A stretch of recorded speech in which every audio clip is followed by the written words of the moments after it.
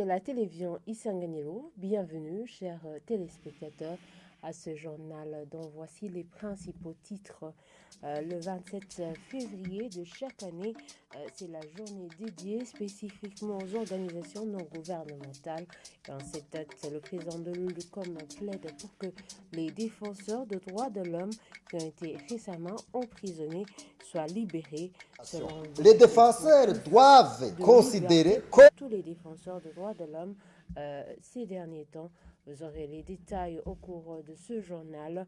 Et toujours à propos de cette journée méthode Hakizimana, président de l'ONG UPV plutôt, demande au pouvoir public de continuer à créer un climat favorable pour la vie des ONG. Selon lui, le sous-financement et les problèmes de leadership sont des défis qui hantent le secteur des organisations non gouvernementales opérant au Burundi.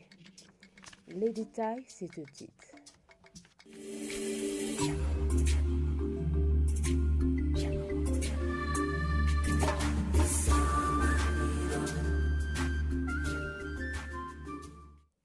Encore une fois, bienvenue chers téléspectateurs. Le sous-financement et les problèmes de leadership sont quelques défis qui hantent les organisations non gouvernementales. Comme je vous le disais dans les titres, ces ONG opèrent au Burundi. Ces avis sont du représentant légal de l'organisation Unissons Nous pour la promotion des vulnérables, UPV. Au moment où l'on célèbre ce lundi la journée internationale des ONG, méthode Hakizimana appelle les pouvoirs publics à continuer de créer un environnement favorable à la vie des ONG locales. Suivez-le.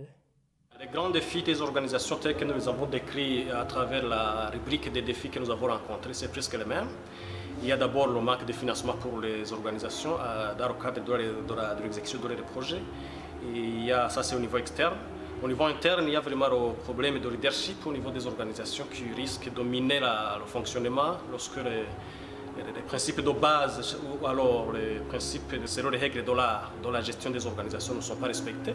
Ici, je dois citer qu'il n'y a pas vraiment des documents de référence qui sont très clairs, qui sont très consensuels, qui sont vraiment décrits dans le sens de la promotion d'une communication verticale et horizontale à la fois. La première chose que nous envisageons chez nous plutôt, c'est déjà l'activité que nous venons de réaliser. C'est une activité qui va dans le sens de la mobilisation des ressources pour répondre aux grands défis que nous avons cités. Deuxième chose, chez nous, nous avons pensé à mettre en place des outils vraiment très consensuels et qui revêtent un caractère vraiment très transparent et qui aspirent la confiance de tous les membres. Le défi au niveau des instituts des pouvoirs publics, c'est quelquefois où les organisations n'ont pas une audience positive à l'endroit de certains pouvoirs publics. Mais je dois quand même mentionner qu'on se félicite qu'aujourd'hui il y a un espoir, il y a un environnement vraiment qui est favorable pour le travail des organisations visiblement. Et le président de l'ULCOM, Gabriel Rufyiri, demande au gouvernement burundais, au président de la République en particulier, de libérer les défenseurs des droits de l'homme de l'Association des femmes juristes du Burundi en détention depuis quelques jours à Mimba pour ce 27 février, journée dédiée aux organisations non gouvernementales. Gabriel Rufyiri demande également qu'il y ait plus de liberté pour tous les défenseurs des droits de l'homme, y compris les journalistes. Suivez-le. Si je parle des ONG, il faut comprendre les organisations non gouvernementales, que ce soit les organisations des médias, que ce soit les organisations de la société civile classiques ou d'autres organisations. Les défenseurs doivent considérer comme des ambassadeurs d'un côté, mais aussi des porte-parole des citoyens. C'est comme ça. Mais nous voyons souvent qu'il y a des dirigeants qui considèrent les ONG et les membres comme des ennemis de la République. On le constate souvent dans des pays où la dictature règne. Au Burundi, il y a eu des situations dans le passé où vraiment les libertés civiques et l'exercice des ONG étaient garantis. Avant 2014, c'était vraiment excellent, avant 2015. Mais de 2015 à 2020, c'était catastrophique à cause de la crise politique que vous connaissez vous tous. Mais avec l'élection du président actuel, il y a eu un arrêt mieux. Nous pensons qu'on peut partir de cet arrêt mieux pour bâtir une société qui respecte les droits humains, qui respecte l'exercice des ONG, qui respecte les médias indépendants pour promouvoir un débat d'idées. Ce qui nous manque vraiment actuellement. Le débat d'idées n'est pas... le débat scientifique, on ne l'entend pas vraiment. Donc, nous pensons que cette situation où nous avons plus de 400 journalistes et défenseurs confondus qui sont en exil, des médias détruits, des défenseurs, il y a 5 défenseurs qui sont en prison et un journaliste. Donc, nous pensons qu'il faut que le gouvernement, plus particulièrement le chef de l'État, puisse faire quelque chose pour que les choses puissent avancer. Ça, c'est un. De deux, nous demandons plus particulièrement les 5 défenseurs des droits humains. Donc, nous pensons que ça serait vraiment l'occasion de les libérer. Je sais qu'il y a beaucoup de gens qui ne veulent pas qu'on communique dans les médias. Mais ça, c'est un piège. C'est dangereux.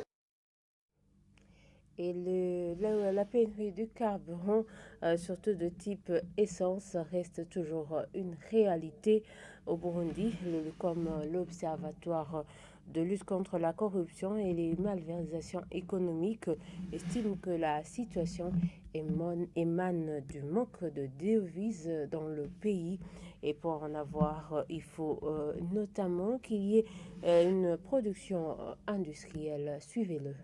Pour nous, il faut que le gouvernement vraiment se force à juguler cette situation. Pour la juguler, il n'y a pas de mille solutions. Il faut d'abord produire. Ça, c'est la première chose. La deuxième chose, il faut chercher, il faut ouvrir tous les canaux pour avoir les devises. D'abord, la principale source de devises, c'est la production industrielle. Ce que nous produisons pour exporter. Mais cela, c'est à long terme. Il faut des investissements. Quand il n'y a pas d'investissements en provenance de l'étranger, c'est vraiment problématique. Mais aussi, il y a la coopération au développement, il y a le tourisme, il y a la diaspora. Donc, tous ces canaux, ce sont des canaux où on peut trouver des devises. Pourquoi pas? Si le gouvernement n'est pas capable de le faire dans les meilleurs délais, il faut contracter une dette. La dette, mais aussi, il y a des conditions pour avoir de la dette ou demander des appuis, des aides aux pays amis. C'est possible parce qu'un pays reste toujours un pays. Mais pour ce faire, il doit y avoir des stratégies à mettre en place. Quand même, ce n'est pas normal qu'un pays comme le Burundi, qui ne produit pas des produits pétroliers, donc qui n'a pas accès à la mer, puisse vraiment rester comme ça, sans rien faire. Quand même, plus d'une année, avec des pénuries périodiques des produits pétroliers, quand même, c'est très dangereux pour l'économie burundaise.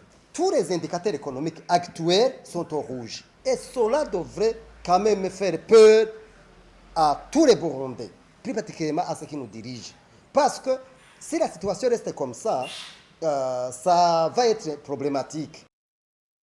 Et à propos de cette pénurie, le Conseil des ministres a adopté la semaine dernière le projet de construction des entrepôts pétroliers au Burundi pour pouvoir faire face aux difficultés d'approvisionnement en carburant. Un consortium de sociétés spécialistes en la matière a été autorisé pour construire ces édifices dans certaines provinces du pays, mais il a été recommandé que le prix de l'importation soit préétabli, mais aussi d'encourager d'autres investisseurs à opérer dans ce secteur. Suivez-le. Le Burundi connaît actuellement un dysfonctionnement dans la gestion du secteur pétrolier caractérisé par l'irrégularité de l'approvisionnement, ce qui entraîne forcément l'insuffisance du carburant dans les stations-service. Ces difficultés d'approvisionnement en carburant ont un impact sur la fluctuation des prix vers la hausse de tous les produits vitaux. Actuellement, le grand souci du gouvernement est d'ériger en urgence ses propres entrepôts sur certains sites jugés stratégiques sur tout le territoire national afin que les consommateurs puissent aisément s'approvisionner. C'est dans ce cadre que le ministère ayant la gestion du carburant dans ses attributions a procédé à la recherche d'un partenaire fiable pour la construction de ces édifices. Le consortium des sociétés dirigé par la société Excel Extra Engineering Construction, spécialisée dans la construction des parcs pétroliers et qui avait présenté la lettre d'intention y relative, a été retenu. Les sites identifiés et proposés pour abriter les futurs parcs pétroliers sont situés respectivement à Rumongue, Makamba, Gitega, Changuzo, Ngozi et Chibitoke. À l'issue de l'analyse, le Conseil des ministres a apprécié le projet tout en recommandant ce qui suit. Le prix à l'importation doit être préétabli.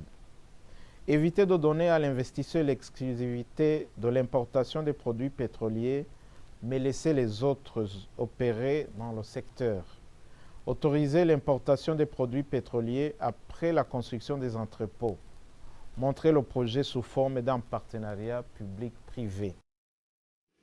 Place droit de l'homme pour clôturer ce journal.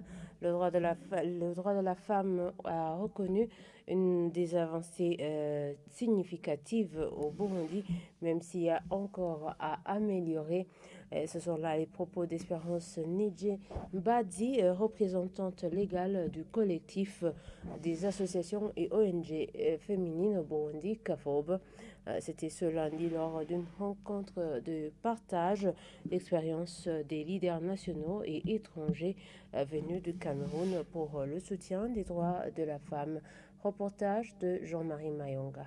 Cette réunion qui a vu la participation de différents intervenants, à savoir les membres du gouvernement, les organisations membres du CAFOB, les partis politiques, les organisations de défense des droits des femmes, avait pour but de mener un plaidoyer visant à créer un environnement favorable permettant d'analyser certains défis au regard des droits des femmes au Burundi. Espérance Nijembazi, représentante légale du CAFOB, apprécie positivement le pas déjà franchi par les femmes, mais souligne qu'il y a encore à faire pour dire que les droits de la femme sont bien respectés. Et notre pays, que nous remercions beaucoup, a déjà signé et ratifié différents instruments, différents textes régionaux, nationaux et internationaux, vraiment qui prônent les droits de la femme. Et nous avons beaucoup d'avancées en cette matière. Je citerai un exemple particulièrement, la loi fondamentale, notre constitution, vraiment qui accorde une place à la femme, surtout au niveau de sa participation. Mais il y a quand même, il ne manque pas de défis. C'est pour cela qu'on est là pour échanger, pour voir qu'il y a d'autres textes aussi que le Burundi n'a pas encore ratifiés, mais aussi qui peuvent soutenir les droits de la femme. Ici, je peux nommer le protocole appelé communément le protocole de Maputo. Et le Burundi l'a signé avec quelques réserves, mais ne l'a pas encore ratifié. Alors on était en train d'échanger pour voir vraiment que le Burundi puisse vraiment ratifier, même avec réserve, cette disposition qui, à notre regard, et au regard aussi des autres pays, soutient beaucoup les droits de la femme. Ngoueche Nkolak Valentine, experte en genre et droits de l'homme, venue du Cameroun, signale que la ratification du protocole de Maputo a eu lieu après avoir détecté ce qui empêchait au gouvernement de ratifier ce document. L'instrument sans réserve parce que le blocage était au niveau de l'article 14 qui parle de l'avortement. Et c'est le clergé qui a pris sur lui de mener une action pour empêcher le Cameroun de ratifier. Je peux dire aux Burundais de chercher d'abord déjà le canal de blocage, le blocage clé. Parce que chez nous, nous avons su que c'est le clergé qui bloquait. Et c'est vers eux que nous sommes allés pour mettre à leur disposition la version simplifiée du protocole pour qu'ils prennent connaissance du document. Cet atelier régional de renforcement des capacités et de partage d'expériences a vu la participation de des femmes camerounaises, membres de la coalition Solidarité pour les droits de la femme africaine. Et voilà, c'est sur cet élément que nous clôturons ce journal. Merci de nous avoir suivis et très bonne suite de programme sur la télévision Isanganiro.